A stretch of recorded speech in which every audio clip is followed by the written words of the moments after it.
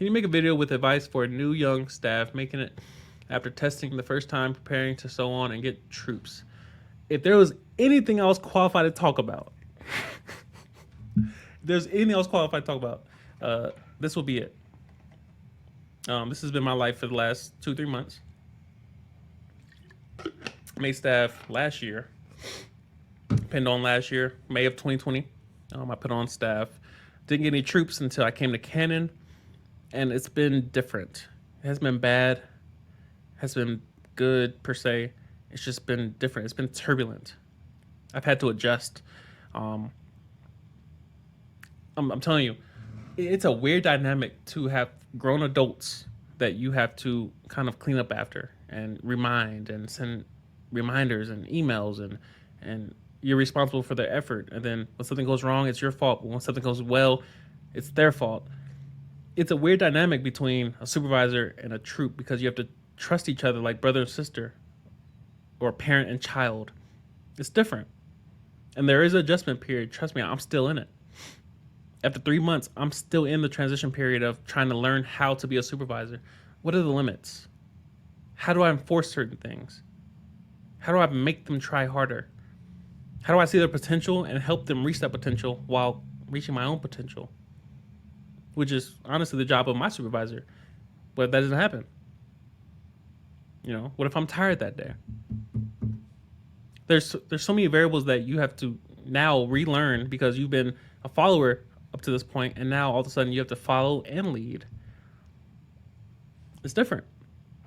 I'll probably expand on this in a future video or a future live stream.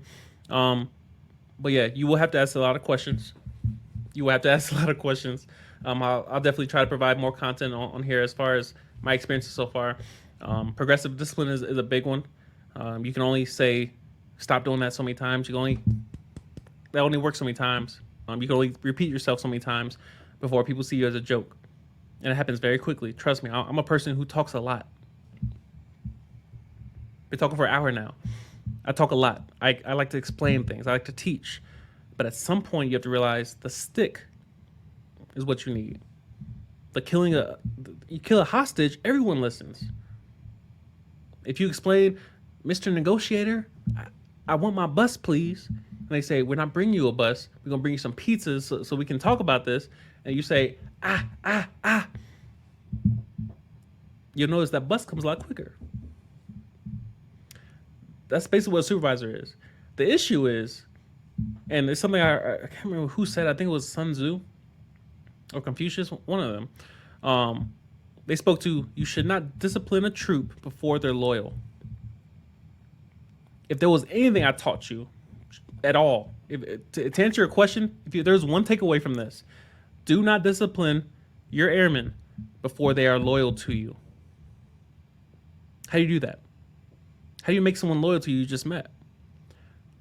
Number one, you take an interest in them.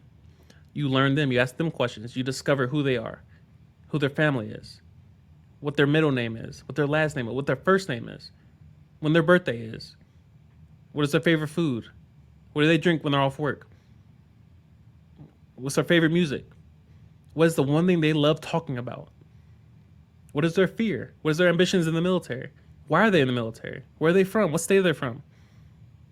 Taking an interest in their airmen and being approachable, I'm telling you, if you master those two things alone, the loyalty becomes automatic. Giving is how you get. In a human dynamic, giving is how you get back. If you go into a position, especially as a brand new supervisor, brand new stripes on your chest, and you start barking, the one time you mess up, they're not going to defend you. They're going to indict you. They're going to report you. They're going to help you to the fire. They're going to escort you to the ovens. But if you take an interest in them and you develop that rapport, you build that relationship, you invest effort into this relationship, you realize you have not only a lifelong relationship in terms of exchange of value, but you might even develop friends with people that are below you. And I think that's how it's supposed to work. But you have a lot of people attempting to lead with fear. It does not work. Long term, that is. It may work temporarily. You'll get compliance.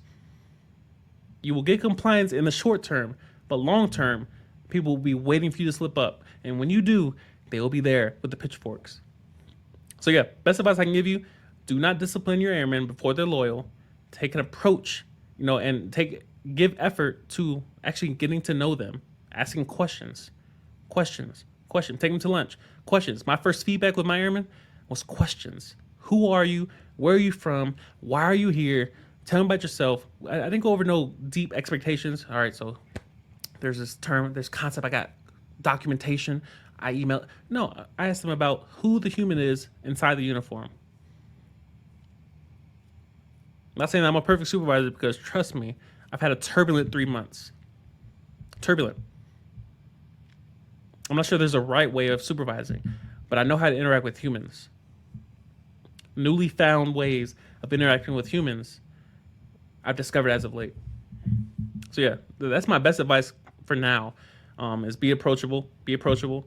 There's some days where you'll be exhausted. You're tired. You're asking yourself, why am I doing any of this? Why do I have to keep repeating myself? Why do I have to keep cleaning up someone else's mess? You will ask yourself these questions, and there won't be an answer. And in those moments where you're tired and you see airmen coming over you, like, what do they want now, bro? And in that moment, you want to be short. You want to just ignore them. Yo, what's good? You flip it. Flip it. You have to. You have to. Why? Because they're the next supervisor, and you want your supervisor to do the same thing for you. You want your supervisor, when they're having a bad day, to give you some time when you need it. So yeah, effort. Effort is probably the one word that defines everything else. But wisdom and effort. Those two words alone will take you far. We'll talk more on that.